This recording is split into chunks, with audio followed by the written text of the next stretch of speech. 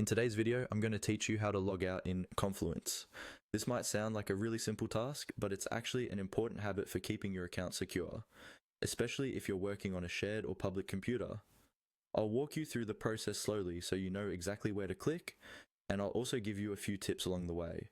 First, make sure you're already logged into your Confluence workspace and that you're on any page within the site.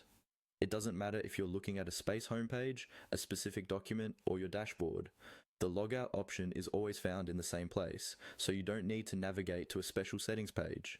Now look toward the upper right corner of your Confluence screen. This is where your profile controls live. Depending on your setup, you might see your profile picture, your initials inside a small circle, or a generic user icon. This is your profile icon, and it's the key to accessing your account-related options. Move your cursor over to that profile icon and click it once. When you click, a small drop-down menu will appear. This menu usually includes options like your profile, account settings, and sometimes links to other Atlassian products you have access to. Among these options, you'll see one labeled Logout. Take a moment to make sure you're selecting the correct thing, because other options in this menu might take you to different pages instead of signing you out. Once you've found the Logout option, go ahead and click it.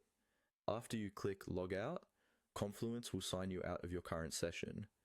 In most cases, you'll be redirected to the login page, or to a confirmation screen that shows you're no longer signed in.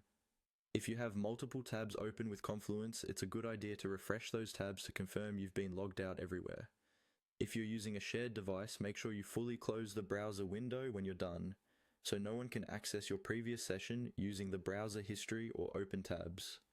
And if your browser offers to save your password, only allow that on devices you personally control.